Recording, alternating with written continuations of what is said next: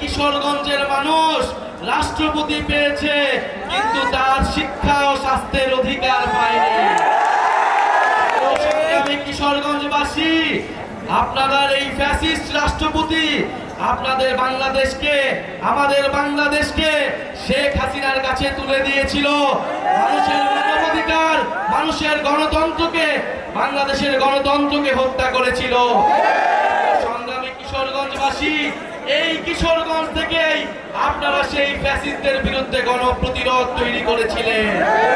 সংগ্রামী কিশোরগঞ্জবাসী, আমরা জানি বাংলাদেশে এই কিশোরগঞ্জের প্রত্যন্ত এলাকায়, হাওর এলাকায়, এই কিশোরগঞ্জের এমনকি সদর এলাকাতেও স্কুল আছে কিন্তু শিক্ষক নাই, হাসপাতাল আছে কিন্তু ডাক্তার নাই, যুব সমাজ আছে কিন্তু কর্মসংস্থান নাই।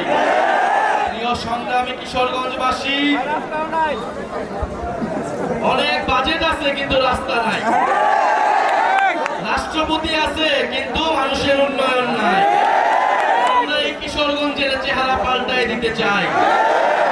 আমরা সেই কিশোরগঞ্জ চাই যেখানে হাওর এলাকার একটা ছোট শিশু বিদ্যালয়ে যেতে পারবে, যেখানে হাওর এলাকার একটা মানুষ স্বাস্থ্যের সুযোগ সুবিধা পাবে, যেখানে কিশোরগঞ্জের যুব সমাজ কর্মসংস্থান পাবে, যেখানে কিশোরগঞ্জের মানুষ যাতায়াত ব্যবস্থার সুব্যবস্থা পাবে। প্রিয় সংগ্রামী কিশোরগঞ্জবাসী, আপনারা জানেন বাংলাদেশে গণ অভ্যুত্থান হয়েছিল তরুণদের নেতৃত্বে।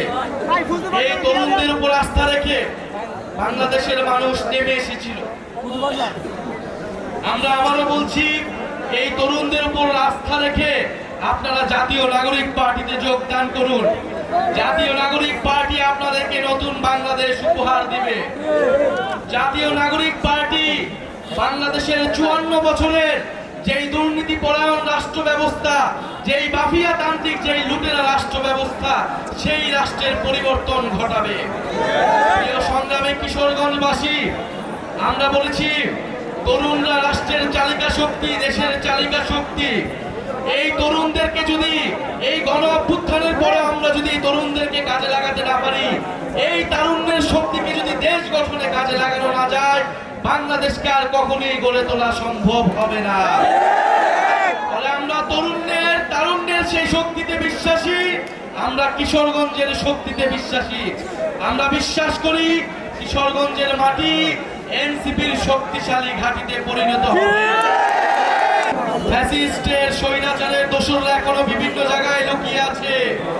এই কিশোরগঞ্জে অনেক মামলার আসামিকে এখনো গ্রেফতার করা হয়নি। আমার শহীদ পরিবারদেরকে এখনো হুমকি দেওয়া হচ্ছে, আহত যোদ্ধা ভাইদেরকে আওয়ামী লীগের সন্ত্রাসীরা হুমকি দিচ্ছে। আমরা দেখতে চাই এই সকল সন্ত্রাসীদের কারা শেল্টার দিচ্ছে। যারা শেল্টার দিচ্ছে তাদের বিরুদ্ধে প্রতিরোধ তৈরি করতে হবে। সংগ্রামী কিশোরগঞ্জবাসী, আমরা আজকে এসেছি আপনাদের কাছে নতুন দিনের যে বার্তা আমরা দিয়ে গেলাম, ইনশাআল্লাহ আমরা আবারও কিশোরগঞ্জে আসব। বিচার সংস্কার এবং নতুন সংবিধান আদায় করে জুলাই ঘোষণাপত্র এবং জুলাই সনদের মাধ্যমে আমরা ৩রা আগস্ট শহীদ মিনারে ঐক্যবদ্ধ হব। ইনকিলাব, ইনকিলাব।